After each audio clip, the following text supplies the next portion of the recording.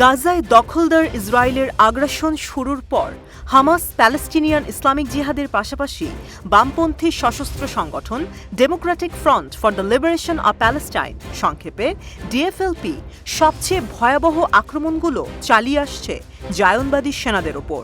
যুদ্ধক্ষেত্রে লাল ব্রিগেডের গেরিলা অভিজ্ঞতার সামনে কোনোভাবেই দাঁড়াতে পারছে না ইসরায়েল। মাওবাদী ডিএফএলপির সামরিক শাখা শহীদ ওমর আল কাসিম ফোর্স ফিলিস্তিনি মুক্তি ফৌজের অন্যতম গুরুত্বপূর্ণ অংশ হিসেবে নিজেদের ইতিমধ্যে প্রতিষ্ঠিত করে ফেলেছে। শনিবার আল কাসিম ফোর্সের মুখপাত্র কমান্ডার আবু খালিদ টেলিগ্রামে একটি সামরিক বিবৃতি জারি করেন।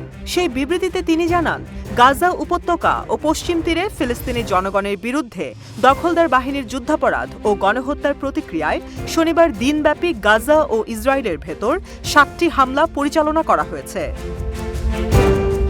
প্রথম হামলার বিবরণে কমান্ডার আবু খালিদ জানান, শহীদ ওমর আল কাসিম ফোর্সের আর্টিলারি ইউনিট আমাদের জনগণের বিরুদ্ধে দখলদারিত্বের প্রতিক্রিয়া হিসেবে আল কাসিম রকেট দিয়ে ইসরায়েলের দক্ষিণ আশকেলন এলাকায় ব্যাপক বোমাবর্ষণ করেছে।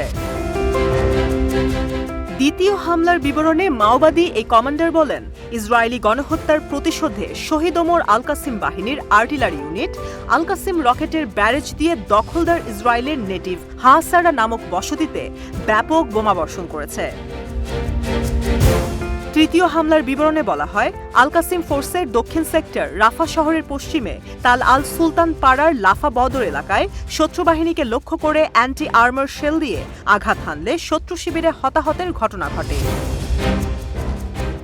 চতুর্থ হামলার বিবরণে জানানো হয়, শহীদ ওমর আল কাসিম ফোর্সের আর্টিলারি ইউনিট মর্টার এবং স্বল্প পাল্লার ক্ষেপণাস্ত্র দিয়ে কেরেম শালম সামরিক কক্ষে দখলদার বাহিনীর একটি সমাবেশকে লক্ষ্য করে সফলভাবে হামলা চালায়।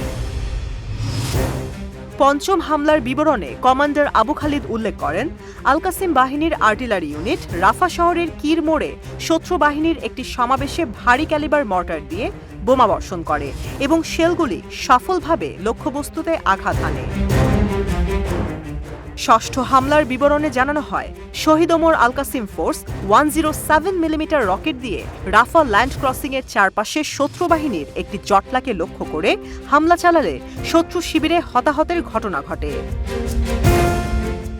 দিনের সর্বশেষ হামলার বিবরণে বলা হয়, আমাদের যোদ্ধারা রাফা শহরের বোরকা স্টেডিয়ামের পাশে অ্যান্টি ট্যাঙ্ক আরপিজি শেল ব্যবহার করে একটি ইহুদিবাদী D9 সামরিক বুলডোজার উড়িয়ে দেয়।